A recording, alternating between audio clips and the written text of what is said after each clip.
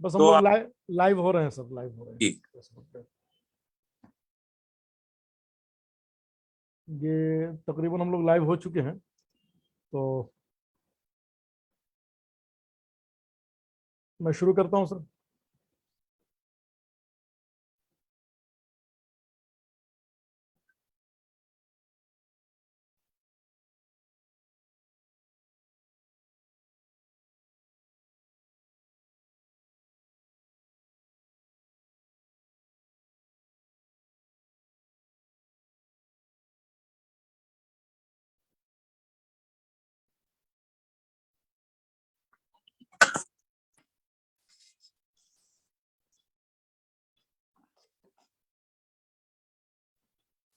जी अस्सलाम वालेकुम रहमतुल्लाह सर। वालेकुम सलाम। जी शुरू करते हैं, बिस्मिल्लाह करते हैं। जी बिस्मिल्लाह। अस्सलाम वालेकुम रहमतुल्लाहि व बरकातहू। नाज़रीन किराम, बसरत ऑनलाइन के खास हफ्तावारी प्रोग्राम रूबरू में आप समूह का इस्तकबाल है। मैं हूं आपका मेज़बान गुफरान साजिद कासमी। सबसे पहले तो हम आप तमाम नाजरीन को ये इत्तला देते हुए बहुत ही अफसोस और बहुत ही कहते हैं समझिए कि गम के साथ ये इत्तला दे रहे हैं कि आज ही दोपहर में हमारे YouTube channel, official YouTube channel Basrat online को यूट्यूब ने ब्लॉक कर दिया, महज इस बिना पर कि हमने शिमोगा फसादात के ताल्लुक से रिपोर्टिंग की, उसके ताल्लुक से वीडियो दिखाई, और इसी तरीके से यूक्रेन और रूस के हमले के ताल्लुक से, तो उसकी बुनियाद पर हमारे यूट्यूब चैनल को आज एक हफ्ते के लिए ब्लॉक कर दिया। जाहिर सी बात है कि जहां एक तरफ ये हंगामा है, ढिंडोरा है कि इंसान इस वक्त अपनी बात सोशल मीडिया पे कह सकता है, लेकिन सोशल मीडिया भी अब हमारे लिए क्या कहते हैं समझिए कि एक तरह से सोशल मीडिया पे भी हमारे साथ बहुत सारी पाबंदियां हैं कि सोशल मीडिया पे भी हम अपनी बात या हक की बात या जो बिल्कुल सही खबर है उसको हम नहीं पहुंचा सकते हैं। तो ये हमारे लिए बड़ा अफसोसनाक मरहला है। और इसी बुनियाद पर आज हमें अपने फेसबुक पेज से इस प्रोग्राम को लाइव करना पड़ रहा है। हमारे साथ हमारे मेहमान जुड़े हुए हैं, जनाब डॉक्टर तस्लीम रहमानी साहब। मैं उनका इस्तकबाल करता हूं, लेकिन साथ ही मैं उनसे माजरत खा हूँ कि इन्हीं वजूहात की बिना पर आज हमें अपने प्रोग्राम को शुरू करने में ताखिर भी हो रही है। मैं डॉक्टर साहब सबसे पहले तो आपका इस्तकबाल करता हूँ बहुत और बहुत ताखिर के लिए माजरत भी चाहता हूँ कि आज का प्रोग्राम हमारा ताखिर से शुरू हो रहा है। डॉक्टर साहब, और हम अपने नाजरीन से बताते चले कि जैसा कि आप सभी हजरात जानते हैं कि इस वक्त यूपी इंतखाबात बिल्कुल शबाब पर है। अब तक 4 मरहलों का इलेक्शन ख़त्म हो चुका है, अब जो है 3 मरहले बाकी हैं। इंशाल्लाह कल ही परसों ही यानी समझिए कि 27 तारीख को 5वें मरहले का है, उसके बाद फिर 3 मार्च को 6ठे मरहले का और 7 मार्च को आखिरी मरहले का इंतखाब हो जाएगा, फिर 10 मार्च को रिजल्ट आ जाएगा। इलेक्शन अपने आप में बड़ा अजीब व गरीब है, बड़ा अनोखा इलेक्शन है। तरह तरह के दावे किए जा रहे हैं, कोई अपनी जीत के दावे कर रहा है, कोई धमका कर, कोई डरा कर, कोई तरह तरह से लोगों को कोई लुभा कर। और सबसे अजीबोगरीब बात यह है कि जिनके वोट से हम इख्तिदार में आते हैं, जिनके वोट से हम कहते हैं ताकत हासिल करते हैं, कुव्वत हासिल करते हैं, हम कहीं ना कहीं उनको ही डरा रहे हैं और उनको डरा कर ये वोट हासिल कर रहे हैं ताकि हम इख्तिदार में आ जाए फिर से। बहरहाल आज के हम इस अपने जो फ्रेंडली टॉक होगा और बिल्कुल ओपनली तरीके से हम बात करेंगे। डॉक्टर तस्लीम रहमानी साहब जाने माने दानिश्वर हैं और बिलखुसूस हिंदुस्तान की पॉलिटिक्स, हिंदुस्तान की सियासत पर बड़ी गहरी निगाह है। इस वक्त यूपी में जो इलेक्शन हो रहा है उसके ताल्लुक से डॉक्टर साहब जमीनी सतह पर काम कर रहे हैं और हर इलेक्शन से पहले, हर मरहले से पहले डॉक्टर साहब जो है वो एडवाइजरी जारी कर रहे हैं कि किस तरीके से लोग अपने वोट का सही इस्तेमाल करें और किस पार्टी, किस कैंडिडेट के हक में अपने वोट का सही इस्तेमाल करें कि जिससे आने वाले वक्त में यूपी में एक अच्छी हुकूमत बन सके, एक तामीरी हुकूमत बन सके, एक ऐसी हुकूमत जो सबकी हो, सिर्फ नाम की सबका साथ सबका विकास ना हो बल्कि वाकई वो सबकी हो, सबके हक के लिए काम करे। एक ऐसी हुकूमत की तश्कील देने में डॉक्टर साहब अपनी कोशिश किए हुए हैं और मैं शुरू से देख रहा हूँ जब से इलेक्शन का नोटिफिकेशन आया, जब से इलेक्शन के अनाउंसमेंट हुआ, उस वक्त से डॉक्टर साहब जो है बड़ी मेहनत से जमीनी सतह पर सर्वे करके जायजा लेकर और एडवाइजरी मशवरे जारी कर रहे हैं। मैं समझता हूं कि अगर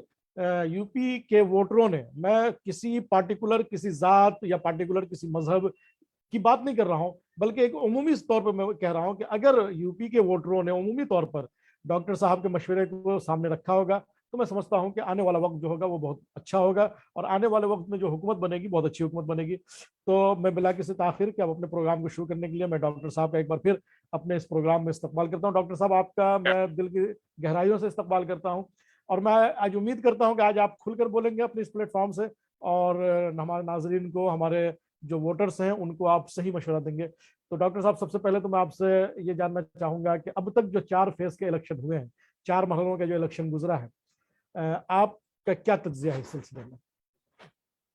अस्सलाम वालेकुम रहमतुल्लाह। वालेकुम सलाम। कि मैं सबसे पहले तो एक बात अर्ज कर दूं, जो लोग टेलीविजन देखते हैं, टेलीविजन पे खबरें सुनते हैं और डिबेट्स देखते हैं, वो सब नाजरीन आपके उनकी खिदमत में मैं एक इत्तला देता चलूं कि आप गौर करके देखिए कि तीसरे मरहले के इंतखाब का होते ही सबसे पहले जो अवैसी साहब का जो अपीयरेंस था टेलीविजन पे, 90% के करीब वो कम हो गया। गौर कीजिए, मैं सिर्फ दावत फिक्र दे रहा हूँ। आप देखते तो हैं कि आप देखिए अचानक 90% उनका अपीयरेंस टेलीविजन से कम हो गया। जो रोजाना आया करते थे, सारा दिन दिखाते थे, उनको दिखाना बंद कर दिया। फिर जब चौथा मरहले का पोलिंग हो गया, अभी 24 तारीख को गालिबन, तो उसके बाद में टेलीविजन से इलेक्शन की खबरें और इलेक्शन पर डिबेट बिल्कुल खत्म हो गई और यूक्रेन और रूस का मामला उसकी जगह छा गया। हालांकि यूक्रेन और रूस एक अहम मामला है, लेकिन इतना अहम नहीं है कि 24 घंटे हर टेलीविजन चैनल सिर्फ वही दिखा रहा है। और यूपी इंतखाब की खबरें जो इतने जोरों शोर के साथ दिखाता था सारा दिन की, और खास तौर पर बीजेपी की पूरा का पूरा इलेक्शन कैंपेन टेलीविजन के स्क्रीन से हो रहा था, वो 3 दिन से एकदम से ब्लैकआउट हो गया। अब एक छोटी सी खबर कहीं कहीं, यानी 90% इलेक्शन कैंपेन का कवरेज टेलीविजन से खत्म हो गया। आप अगर इस प्रोसेस पे गौर करें तो आपको समझ में आ जाएगा कि 4 फेसेस के बाद बीजेपी और उनकी इलेक्शन टीम ने ये बात बहुत अच्छे तरीके से समझ ली है कि वो इख्तदार में नहीं आ पा रहे हैं। अब सिर्फ 171 सीटों का पोलिंग होना है, यानी 60 सीटें कल पोलिंग में जाएंगी और 111 सीटें 5, 6 और 7वें मरहले में पोलिंग में जाएंगी, बेतरतीब 57 और 54 सीटें। तो इन्होंने चौथा मरहला बहुत अहम था। पहले 2 मरहले जो थे, और बल्कि 3 मरहले, इन तीनों मरहलों में जाट और मुस्लिम कॉम्बिनेशन का जो यहाँ एक टूट गया था, वो जिस जोश के साथ जुड़ा, उससे तो अंदाजा था कि वो टिल्ट जो है महागठबंधन की तरफ है। उसके बाद जो तीसरा मरहला था, वो उस मरहले में वो पूरा यादव बेल्ट थी, यानी मैक्सिमम उसमें यादव बेल्ट थी, तो वो तो जाहिर था कि वो भी यादव की तरफ जाएगा। लेकिन जो चौथा मरहला था, जो उस मरहले में उम्मीद ये थी कि बीजेपी का स्ट्रॉन्ग होल्ड, वो चौथा फेज कहलाता था, जो 59 सीट्स 10 जिलों की गई पोल में 23 तारीख को। तो अब इसकी वजह से उसमें जो नुकसान पहुंचा है इनको चौथे मरहले में, उसने इन्हें ये मानने पे मजबूर कर दिया, यानी वो जो 231 के करीब सीटें पोल को गई, 232 सीटें, उनमें से बीजेपी ने 190 सीटें पिछले इलेक्शन में जीती, 190 सीटें। और अब ये समझिए कि उसमें से 100 सीटें जीतना बीजेपी के लिए मुश्किल हो रहा है।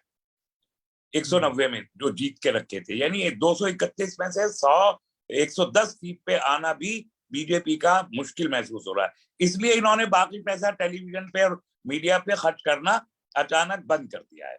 तो ये तो इलेक्शन का ट्रेंड और मूड इससे समझा जा सकता है। जो पांचवा और छठा मरहला है, इसमें भी मुकाबला बड़ा, और 7वें मरहला फिर से यादव बेल्ट आ जाता है दोबारा से। जो वो आजमगढ़, जौनपुर, गाजीपुर, मऊ के जो इलाके हैं और बनारस के इलाके, उसमें मैक्सिमम पोर्शन फिर से यादव बेल्ट का है। उन 54 सीटों में से पिछले इलेक्शन में जब बिल्कुल पीक पे इलेक्शन था बीजेपी का, जहां 50 में से 60 में से 50 सीटें, 51 तक सीटें जीत के गई थी बीजेपी, वहां इस मरहले में 7वें मरहले में पिछले इलेक्शन बीजेपी को 29 सीटें मिली थी, 54 में से सिर्फ 29 सीटें जीत पाई थी। तो अब क्या असर होगा उसका अंदाजा किया जा सकता है। तो ये बिल्कुल वाजे हो रहा है इलेक्शन कि वो बीजेपी को इस इलेक्शन में काफी हद तक अवाम की नाराजगी का सामना करना पड़ रहा है। उनके डिप्टी चीफ मिनिस्टर तक हार रहे हैं। जो सरातू में ये मौर्य साहब लड़ रहे हैं वो उनकी अपनी खतरे में, और कई मिनिस्टर्स की सीटें इस बार खतरे में है। तो बहुत साफ जाहिर है कि बीजेपी ये इलेक्शन लूज कर रही है। और न सिर्फ ये कि उत्तर प्रदेश में यूज कर रही है, आज तो खैर हम उत्तर प्रदेश की बात कर रहे हैं, लेकिन जिन 5 रियासतों में इलेक्शन हुआ है उनमें से 4 में बीजेपी का इक़्तिदार था। यानी उत्तर प्रदेश में, उत्तराखंड में, गोवा में और मणिपुर में वो अलायंस में थी। पंजाब में उनके पास सरकार नहीं थी। अब जो रिजल्ट का आउटकम है उसमें पंजाब में बीजेपी तो एग्जिस्ट नहीं करती और वहां मुकाबला कांग्रेस और आम आदमी पार्टी के बीच हो रहा है। गोवा में सरकार पिछली बार भी बीजेपी माइनॉरिटी में थी, जबरदस्ती सरकार बनाई थी, और इस बार और ज्यादा कम सीटें आ रही हैं बीजेपी की, ये तयशुदा अमर है। इसी तरीके से उत्तराखंड की सरकार बदल रही है, वहां से बीजेपी का सफाया हो रहा है और कांग्रेस वहां वापस आ रही है। मणिपुर में भी जिसके साथ ये एलआई थे वो हार रहा है और कांग्रेस का ग्रुप वहां जीत के आ रहा है। तो और यही हाल अब उत्तर प्रदेश में दिख रहा है, जिसको बचाने की आखिरी हद तक कोशिश की बीजेपी ने और हर तरह के कम्युनल मुद्दे लेके आए, लेकिन यूपी के मुद्दे जो अवामी मुद्दे हैं वो इतने बड़े हैं कि अवाम किसी किस्म की पोलराइजेशन की टैक्टिक में नहीं आए, और ये 5 रियासतें बीजेपी के हाथ से जा रही हैं। और पिछले 7 साल में शायद बीजेपी को इतना बड़ा नुकसान किसी इलेक्शन में नहीं हुआ जितना 2022 की इब्तिदा में इस इलेक्शन में बीजेपी को हो रहा है। जी डॉक्टर साहब, आपने तो ओवरऑल तकरीबन तमाम बातें कह दी। एक बात ये इस मरतबा जो है इलेक्शन में वाकतन हर तरफ से ये शोर है कि बीजेपी की हवा उखड़ गई है और अखिलेश आ रहे हैं। तो एक सवाल ये पैदा होता है कि क्या अगर अखिलेश सरकार आ जाए तो अक़लियतों के यानी कि बिलखुसूस मुसलमानों के जो मसाइल हैं उसमें बेहतरी आएगी, सुधार आएगी, या जूं के तू रहेंगे? देखिए, ये बहुत ही अहम सवाल है और इस सवाल को जज्बात से ऊपर उठ के जमीनी सतह पर सोचे जाने की जरूरत है। हमने जब इलेक्शन का कैंपेन शुरू किया, मेरा ताल्लुक तो किसी भी पॉलिटिकल पार्टी से नहीं है, और न सिर्फ ये कि ताल्लुक नहीं है बल्कि हमदर्दी भी नहीं है किसी पॉलिटिकल पार्टी के साथ। लेकिन हमारा अपना कोई ऐसा ग्रुप नहीं है कि जो हुकूमत साजी में या उसमें पार्टनरशिप के लायक भी हो सका हो। आप कह सकते हैं, आपके नाजरीन कह सकते हैं कि क्यों एमआईएम वो ग्रुप था वहां, वो एक ऑप्शन बन सकता था। इन एमआईएम ने इलेक्शन तो बहुत अच्छे से लड़ा, कैंपेन बहुत हाई फाई उन्होंने किया, लेकिन जो इलेक्शन लड़ने की बुनियादी जरूरतें होती हैं, जो लवाजिमात होते हैं, वो एमआईएम के पास नहीं थे। वोट को कैसे अट्रैक्ट करना है और बूथ पे मैनेजमेंट क्या करना है वो नहीं था। और यूपी का कोई फेस नहीं था, सिर्फ असदुद्दीन अवैसी साहब के अलावा कोई फेस यूपी का नहीं था। और ना ही उम्मीदवार इतने कैची आए हैं, यानी 3-4 को छोड़ के 100 में से ऐसे उम्मीदवार भी नहीं थे जिन्हें अवामी सतह पे ज्यादा कोई पजीराई हासिल हो। ऐसे में उनका इलेक्शन जीतना मुमकिन नहीं था और बदकिस्मती से वो एक सीट भी जीत नहीं पा रहे हैं। तो अब हमारे पास ऑप्शंस क्या बचती हैं, और ये इस सूरत हाल का अंदाजा हमको इलेक्शन शुरू होने के बहुत पहले से था कि ये सूरत हाल होगी। तो हमने कुछ अहदाफ मुकर्रर किए कि कुछ टारगेट सेट किए। उसमें एक टारगेट, सबसे बड़ा टारगेट ये रहा कि हमको एक मजबूत सरकार नहीं, मजबूर सरकार चाहिए। मजबूत सरकार नहीं, मजबूर सरकार चाहिए, क्योंकि मजबूर सरकार अपने सरकार को बचाने की जद्दोजहद में इतनी मगन होती है कि जो जुल्म आमतौर पर सरकारें क्या करती हैं मुतलकुल अनान बन जाने के बाद, उस जुल्म का मौका मजबूर सरकारों के पास नहीं रहता। तो हंग असेंबली को हमने टारगेट किया कि एक हंग असेंबली बननी चाहिए। ये पहला हदफ था। दूसरा हदफ ये था कि 2017 के इलेक्शन में बीजेपी ने जिस अंदाज से इलेक्शन लड़ा और जो मैसेज दिया वो ये था कि उन्होंने अपनी 403 में से एक सीट पर भी किसी मुसलमान को टिकट नहीं दिया, और पूरे कैंपेन के दरमियान शमशान, कब्रिस्तान और पाकिस्तान की बातें करके ये मैसेज दिया कि हमको मुसलमानों का वोट नहीं चाहिए। और इसके साथ उन्होंने 312 सीटें जीत ली। तो जो 2017 का मैसेज बना वो ये था कि 20% मुस्लिम वोट को नजरअंदाज करके दीवार के साथ लगाकर भी अगर इलेक्शन लड़ा जाए तो इतनी ज्यादा मजबूत हुकूमत बनाई जा सकती है। और इस मैसेज को मुल्क की तमाम सेकुलर पार्टियों ने, खुद को सेकुलर कहने वाली पार्टियों ने भी वैसे ही पढ़ा जैसे बीजेपी ने पढ़ाना चाहा था।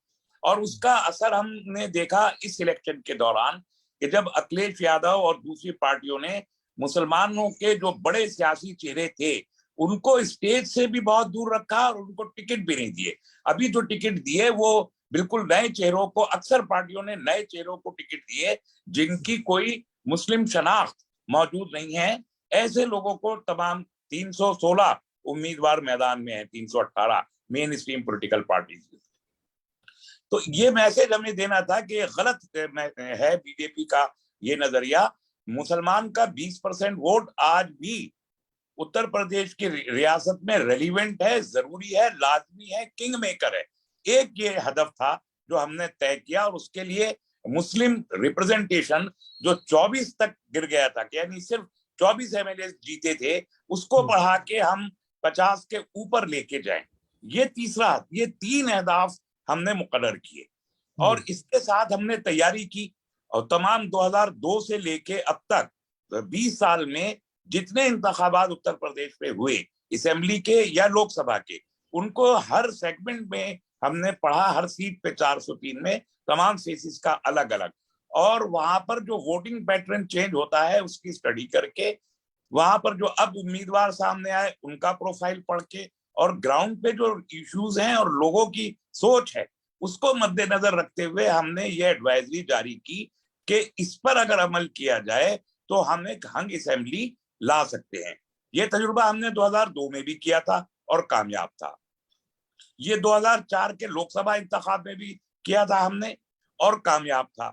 ये तजुर्बा हमने इस बार भी करने की कोशिश की है। ये कितना कामयाब और नाकाम होता है ये 10 मार्च को पता चलेगा, लेकिन हमें उम्मीद ये है कि हमने जो अहदाफ मुकर्रर किए हैं, 3 बड़े अहदाफ, ये अहदाफ अपना कोई ना कोई असर 10 मार्च को इंशाल्लाह दिखाएंगे जरूर, क्योंकि लोगों ने इन तमाम एडवाइजरी को बड़ी दिलचस्पी के साथ सुना है, देखा है और चारों तरफ ये बात फैली है।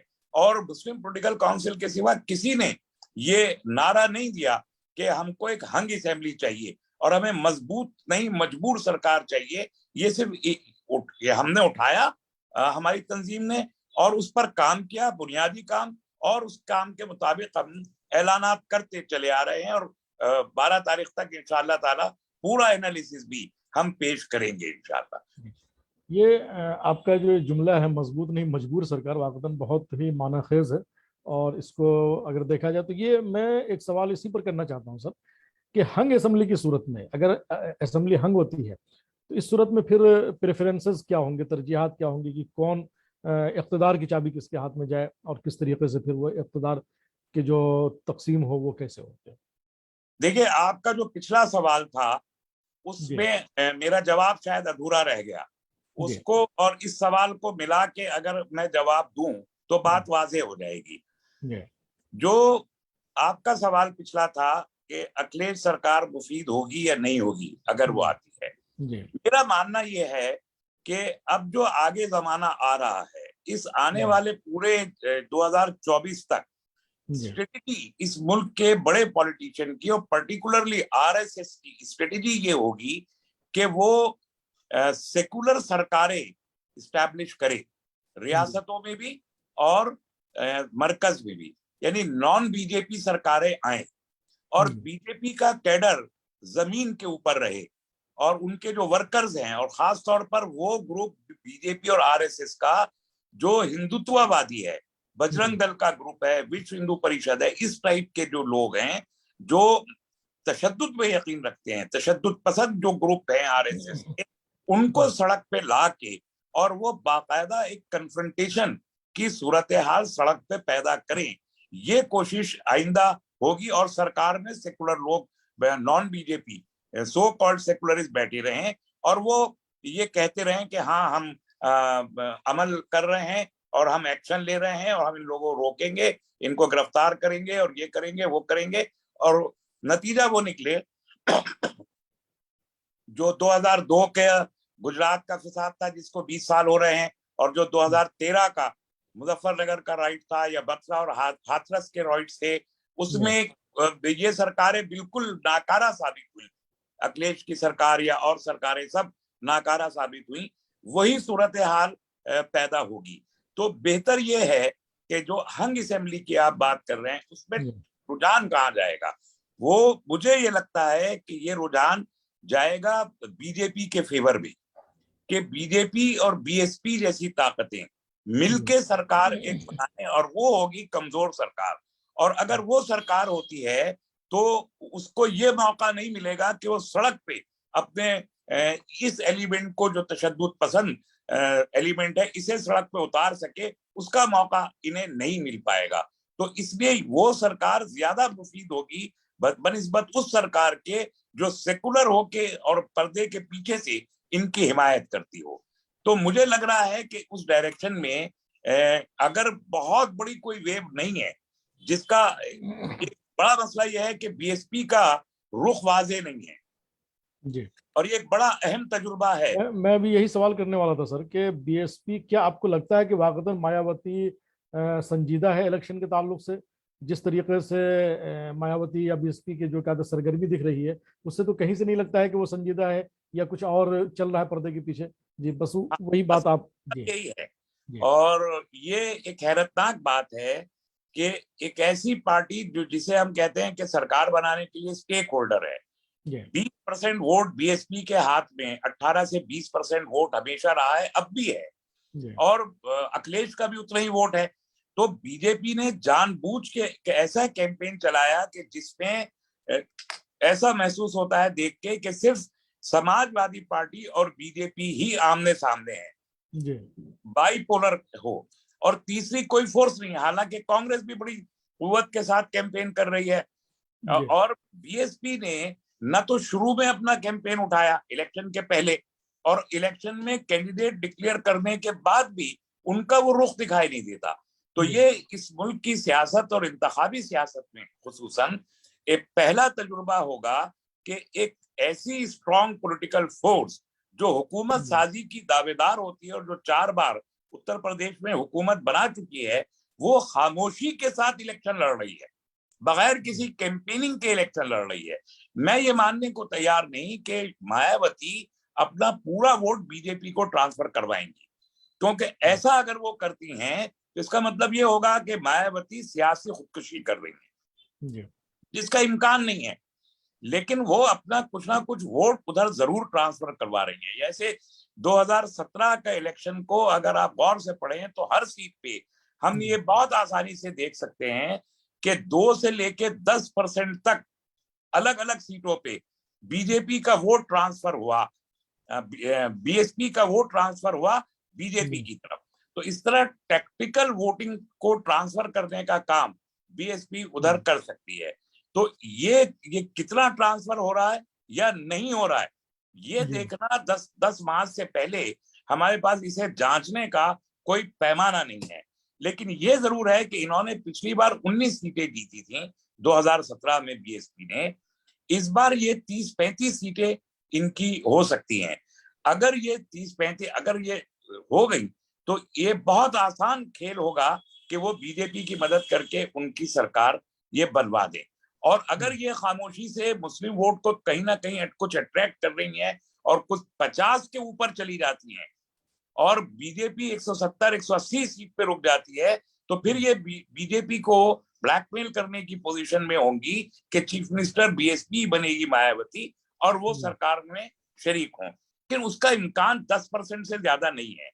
तो फिर इसलिए मैं आखिर में फिर ये कहूंगा कि बीएसपी का की पोल स्ट्रेटेजी क्या है, इसे समझना अभी बहुत मुश्किल है, और इस पर बहुत कुछ डिपेंड करेगा इलेक्शन का नतीजा कि बीएसपी का वो वोट कहाँ पर गया है। जी हाँ, ये बड़ी अजीबोगरीब बात है। अच्छा सर, अभी तक तो बात हुई बीएसपी, बीजेपी, अखिलेश।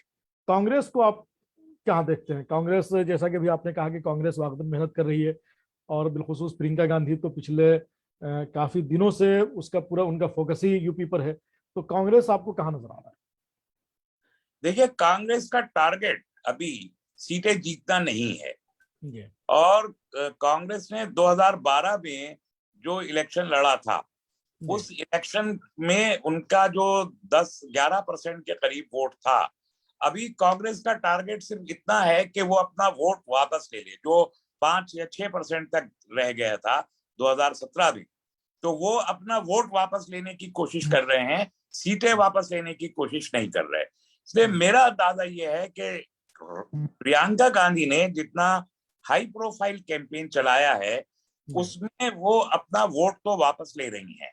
इसमें मुझे कोई शुबा नहीं लगता, कोई कंफ्यूजन नहीं है कि वो जो 8% से 10% के बीच वो अपना वोट दोबारा से ले लेंगी, लेकिन सीटें नहीं जीत पाएंगी। सीटें उनके पास 8-10 से ज्यादा जीतने का कोई इम्कान अभी तो 10.5 दिखाई नहीं देता, यानी ज्यादा से ज्यादा 8-10 सीटें वो जीत पाएंगी। लेकिन 2024 के लोकसभा इलेक्शन में यकीनन वो इस कैंपेन को एनकैश करना चाहेंगी ज्यादा सीटें जीतने के लिए।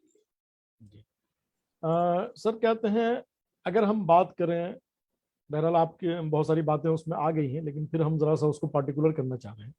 अगर हम बात करें अब यूपी के इलेक्शन को मुस्लिम नुक्ता नज़र से, कि जिस तरीके से हमारे ओवैसी साहब ये नारा देते हैं कि भाई अपनी क़ियादत अपनी हुकूमत, कब तक दरी बिछाओगे, कब तक क्या झंडा उठाओगे, तो आखिर इसको किस नज़रिए से देखते हैं, और वो हिंदुस्तान की मौजूदा सूरत हाल में इसके क्या इम्कानात हैं?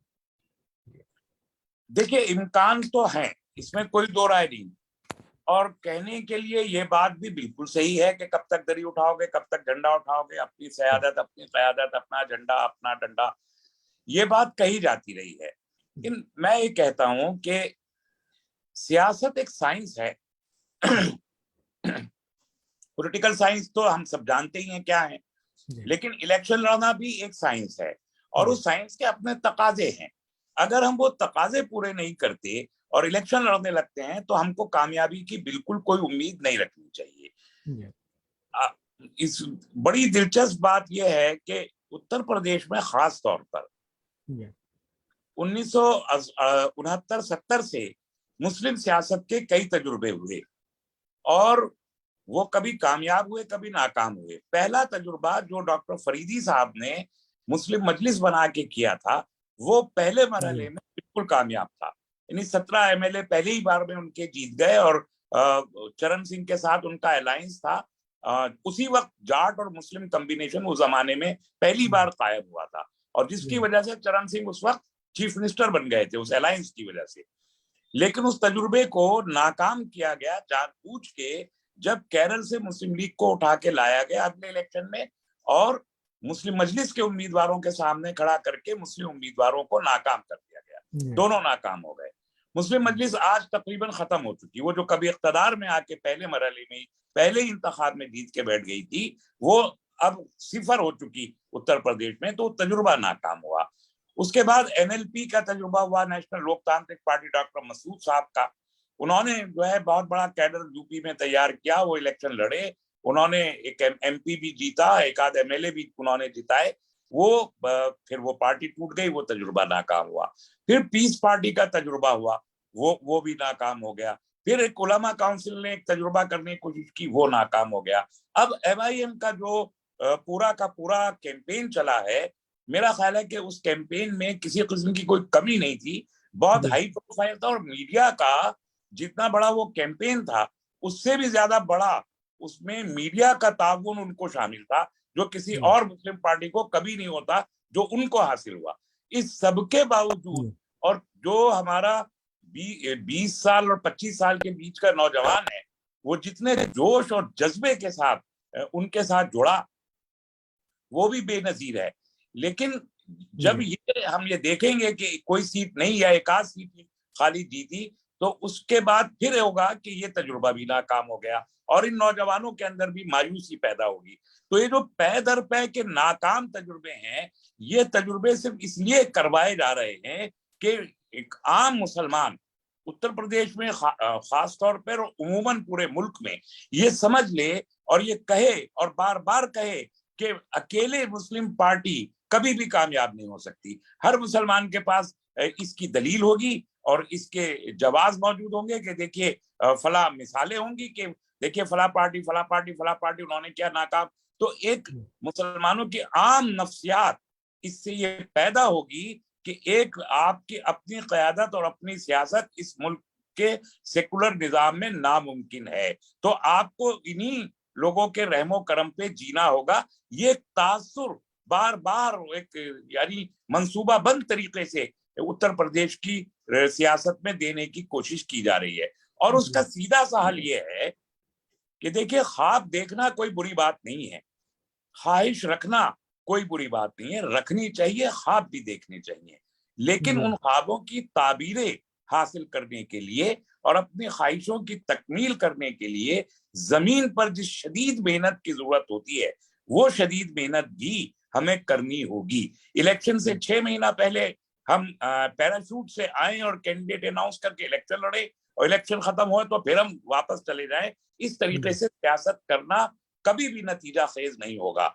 मायावती ने क्या बल्कि काशीराम ने 50 साल सड़क पे मेहनत की, एक एक गांव में गए, उसके बाद भी सिर्फ एक मरतबा 2007 में मायावती एब्सोल्यूट गवर्नमेंट बना सकी।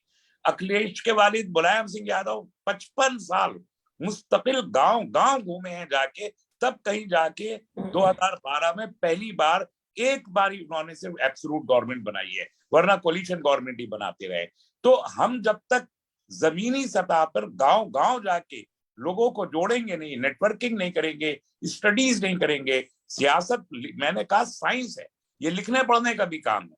बूथ लेवल पर जब तक हम लोग जाके काम नहीं करेंगे तब तक हम नतीजा नहीं ला पाएंगे। और ये मफरूजा चाहे 1000 इस किस्म के नाकाम तजुर्बे हो जाएं, लेकिन ये मफरूजा हमेशा गलत रहेगा कि मुसलमान अपनी पार्टियां उठा के कामयाब नहीं हो सकते। ये गलत बात है, ये बिल्कुल एक झूठ है और ये झूठ बहुत इतनी बार बोला जा रहा है कि हर आदमी को वो बिलाखिर सच लगने लगे, इसकी कोशिश की जा रही है। लेकिन मैं इसे हमेशा खारिज करूंगा, ये एक मफरूजा है। उत्तर प्रदेश में आज की तारीख में 403 में से 176 सीटों पे मुस्लिम उम्मीदवार लड़ रहे हैं, 176 सीट पे मुस्लिम उम्मीदवार लड़ रहे हैं।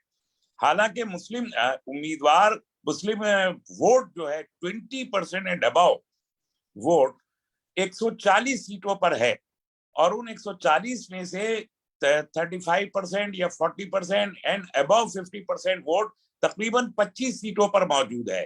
तो ये कहना कि मुस्लिम वोट का अकेले कुछ नहीं कर सकता, ये गलत है। आपके हाथ में एक बार ट्रांसफरेबल वोट आता है और आप इस जमीनी मेहनत के साथ खड़े होते हैं और कुछ सीटें जीतते हैं, तो अगली बार आपका जो वो वोटर है जो इस मुल्क का सबसे ज्यादा गरीब और मफरूकुल हाल और मार्जिनलाइज वोटर है दूसरी कम्युनिटीज के, उन आपके पास इतना वसीउल क़ल्बी होनी चाहिए कि आप उनको अकोमोडेट कर सकें, उनको अपने साथ ला सकें।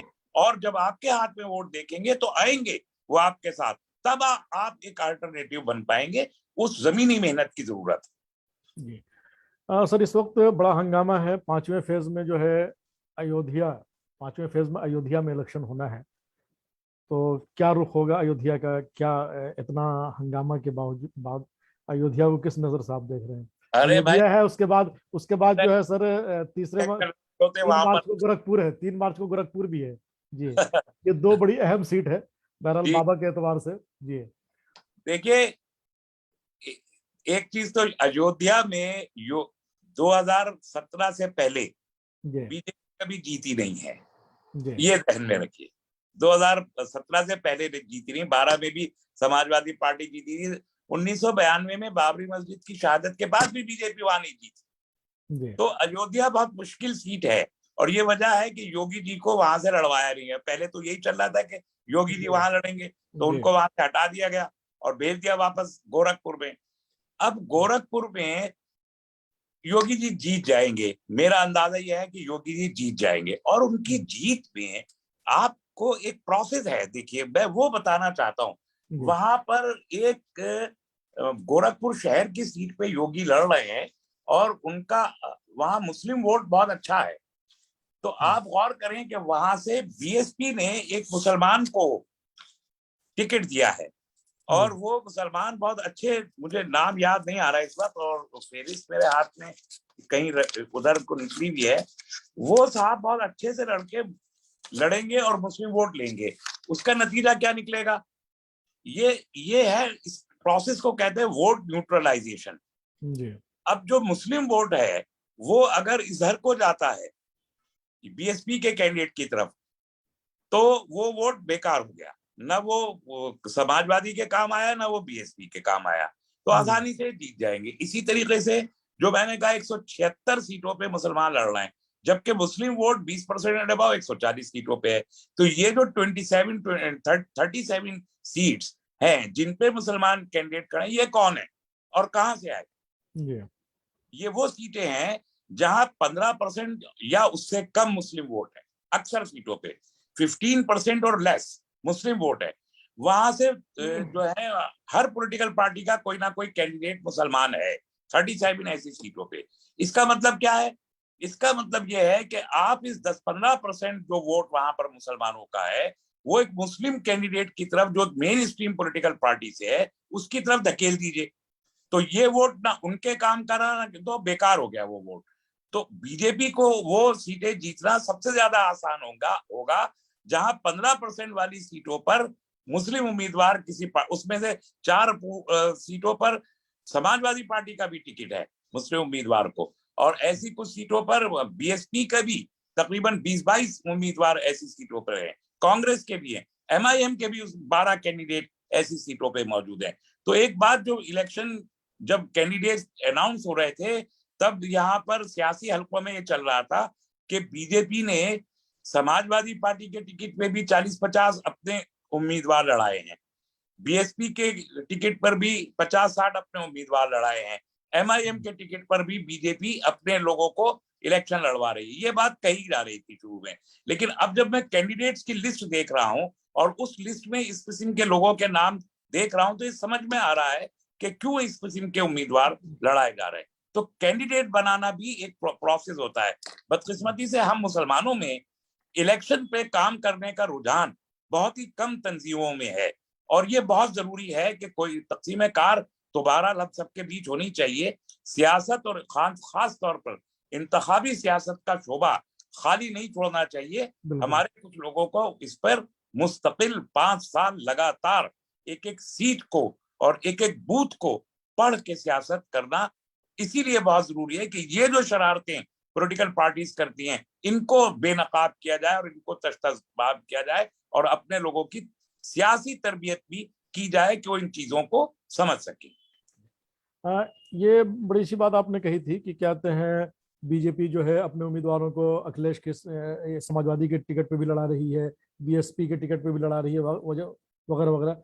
इसमें एक बात जो हम लोगों को रिपोर्ट मिली यूपी से पिछले 3 फेज के बारे में, कि मायावती ने सबसे ज्यादा मुसलमानों को टिकट दिया। तो ये बात सुनने में आई कि जहां जहां मुसलमानों को टिकट दिया गया मायावती ने की पार्टी से, वहां के दलितों ने जो है बिल्कुल पूरा अपना वोट जो बीजेपी को दे दिया। ये एक सुनने में आई है ये बात। अब इसकी क्या हकीकत है? आप जमीन पर हैं, आप जमीनी सतह पर जान इसको बारे में क्या कहते हैं आप? नहीं, देखिए, ये बात तो असल में हर पार्टी के बारे में कही गई। समाजवादी पार्टी के बारे में भी ये शुरू में कहा गया, खास तौर पर यहाँ वेस्ट यूपी के शुरू के 2 फेज में जहां जाट और मुस्लिम वोट था, वहां ये शुरू में कहा गया कि जो आरएलडी के मुस्लिम कैंडिडेट होंगे उनको जाटों का वोट नहीं मिलेगा, और मुसलमान तो बहरहाल देंगे जाटों के सारे उम्मीदवारों को वोट। लेकिन इलेक्शन जैसे जैसे करीब आया, ये मफरूजा बदल गया, और जाटों ने भी बड़ी तादाद में मुस्लिम उम्मीदवारों को वोट किया। समाजवादी पार्टी के मुस्लिम उम्मीदवारों को भी यादव वोट अक्सर जगहों पे मिल रहा है। एक तो कितने 52 उम्मीदवार हैं समाजवादी के, पूरी में 403 में से 52 उम्मीदवार हैं, उससे ज्यादा नहीं है। वो भी उन्हीं सीटों पे है जहां मुस्लिम वोट बहुत ज्यादा है, 40% के से ज्यादा है, उन्हीं सीटों पर मुस्लिम उम्मीदवार हैं। जहां तक बीएसपी का ताल्लुक है, बीएसपी के मुस्लिम उम्मीदवारों को भी दलितों के वोट वहां मिलेंगे जहां पर वो मुस्लिम वोट ट्रांसफर होते हुए देखेंगे। बीएसपी की तरफ बीएसपी के मुस्लिम उम्मीदवार को अगर मुस्लिम वोट मिल रहा है तो जाटो वोट भी उसको मिलेगा, जो कि बहरहाल मैंने कहा कि मायावती सियासी खुदकशी करना नहीं कर पाएंगी, इसलिए वो वोट को ट्रांसफर तो करवाएंगी, बशर्ते कि मुस्लिम वोट भी उसको मिल रहा हो। ऐसी कुछ सीटें बहरहाल हैं जो जिसमें मुस्लिम उम्मीदवार सिंगल मुस्लिम कैंडिडेट है और मुसलमानों ने उनको वोट किया है और दलितों ने भी किया। मसलन बदायूं की सीट पर, एक सीट सहसवान की सीट जैसे मैं कहूँ, तो वहाँ हाजी बिट्टन कोई है, वो अच्छे खासी विनिंग पोजीशन में है, या सहारनपुर की गंगोह सीट पर अच्छा खासा मुस्लिम वोट ट्रांसफर हुआ बीएसपी की तरफ नोमान मसूद को। तो ऐसी कुछ सीटें हैं जिसकी वजह से हम कह रहे हैं कि 30-35 सीटें 12 मायावती जीत सकती हैं पूरी यूपी में। चलिए, बहुत बहुत शुक्रिया सर। कहते एक चलते चलते एक आखिरी सवाल, हमारे एक नाजरीन की तरफ से ही हमारे पास पर्सनल पे एक सवाल आया कि हालांकि ये बातें हो चुकी हैं, लेकिन ये कि गुजरात फसाद को 20 साल हो रहे हैं, पूरे हो गए, बीजेपी पर गुजरात फसाद का इल्जाम है तो अखिलेश सरकार पर मुजफ्फरनगर फसाद का इल्जाम है। मुसलमान आखिर किस पर यकीन करे, एक सॉफ्ट हिंदू एक हार्ड? क्या डर की सियासत ही मुसलमानों का मुकद्दर है? जी। मुसलमानों को खुद पे यकीन करना होगा, और ये यकीन करना होगा, मुसलमानों की जो असल बुनियादी गलती है वो ये है कि हम अपने ऊपर यकीन नहीं कर पा रहे हैं। तो हमें पहली चीज ये कि अपने ऊपर यकीन करना होगा। दूसरी चीज ये कि हमको अपनी जो असल बुनियाद है, जो हमारी बुनियाद दीन है, और हम ये मानते हैं कि वो एक कामयाब दीन है, हम उसे हर हैसियत से कामयाब मानते हैं, लेकिन ये बात सिर्फ मानने की हद तक है कि हम जबानी तौर पर उसे मानते हैं, अमल में हम उसको नहीं लाते। तो पहली चीज खुद पर यकीन, दूसरी चीज उस दीन पर अमली यकीन जिसके हम हामिल हैं, हमको उस पर अमल करना होगा, बेअमली से हमें दूर होना पड़ेगा। और तीसरी चीज ये कि हमको अपने इंटेलेक्चुअल्स, अपने दानिश्वरों के साथ मिलके एक ऐसा थिंक टैंक कायम करना पड़ेगा जो हमारे बारे में पूरी इंफॉर्मेशन हासिल करे, सर्वेज करे, डेटा कलेक्ट करे, और एग्जैक्ट एजुकेशन, इकोनॉमी, सोशियोलॉजी और पॉलिटिक्स से रिलेटेड जो भी डेटा है वो डेटा हम कलेक्ट करें, और उसकी बुनियाद पर एक रोड मैप, मुस्तकबिल का एक मंसूबा साजी, हमारे जो अच्छे ब्रेन्स हैं जिनकी कोई कमी नहीं, हमारे पास हर तरह के ब्रिलियंट इंटेलेक्चुअल्स मौजूद हैं, बेहतरीन किस्म के उलमाए कराम हमारे पास, दुनिया भर के बेहतरीन उलमा मौजूद हैं, दुनिया भर के बेहतरीन सोशोलॉजिस्ट मौजूद हैं, इकोनॉमिस्ट मौजूद हैं। इन सबको, ये सब अलग अलग कहीं पड़े हुए हैं, इन्हें इकट्ठा करके अगर आप इंफॉर्मेशन की बुनियाद पे मुस्तकबिल की मंसूबाबंदी करेंगे तो आप यकीनी तौर पर, कोई वजह नहीं है नाकाम होने की, हम इंशाल्लाह कामयाब होंगे, मायूसी को जहन में ना आने दें। जी, अब चलते चलते मैं चाहूंगा कि आप आने वाले जो 3 फेज रह गया है, 27, 3 और 7, उसके वोटरों के लिए आपका क्या पैगाम है? नहीं, हम तो एडवाइजरी मुस्तकिल जारी कर रहे हैं। मैं अपने पे, यूट्यूब पे और ट्विटर पे लाइव आता हूँ। जैसे अगला जो फेज है, 5वें फेज की पोलिंग होगी अभी 27 तारीख को, कल उसकी एडवाइजरी हम दे चुके हैं।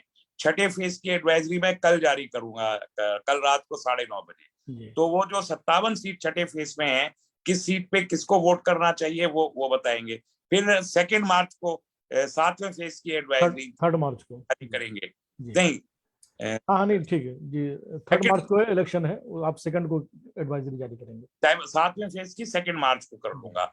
तो इस तरीके से ये एक मशवरा। फिर मैं 7 तारीख को आऊंगा, 7 मार्च को जब आखिरी पोलिंग हो जाएगा तब मैं फिर आऊंगा अपने सोशल अकाउंट्स पे, और वहां ये बताऊंगा कि किस सीट पे बीजेपी किन किन सीटों पे जीत रही है, समाजवादी, आरएलडी और बीएसपी कांग्रेस किन किन सीटों पे जीत रही है, ये 7 मार्च को।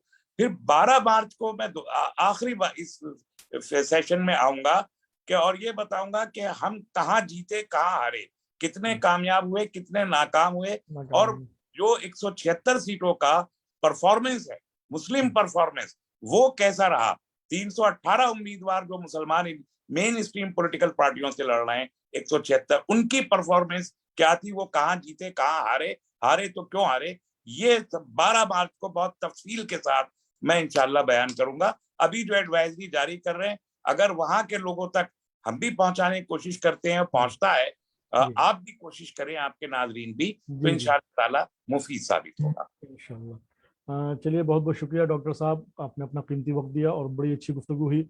मैं समझता हूँ कि हमारे नाजरीन या यूपी इलेक्शन से ताल्लुक़ रखने वाले जो भी वोटर होंगे, जो भी कहते हैं इस मुताल्लिक़ होंगे, उन्हें इससे बहुत फ़ायदा पहुँचेगा और हमें अपनी सियासत और अपनी क़यादत पर यकीनन मेहनत करनी चाहिए। डॉक्टर साहब का जो मशवरा है बिल्कुल सही मशवरा है। सबसे पहले तो हमें खुद पर यकीन होना चाहिए, तभी जाकर हम कामयाब हो सकते हैं। बहुत बहुत शुक्रिया डॉक्टर साहब। इंशाल्लाह ताला हम फिर बहुत जल्द आपकी खिदमत में हाजिर होंगे और फिर इस ताल्लुक से मजीद हम गुफ्तगू करेंगे आपसे। तब तक के लिए हम अपने नाजरीन से भी इजाज़त चाहते हैं और आपसे भी। अस्सलाम वालेकुम रहमतुल्लाहि व बरकातुहू। अस्सलाम वालेकुम रहमतुल्लाह। जज़ाकमुल्लाह खैर। बहुत बहुत शुक्रिया डॉक्टर साहब।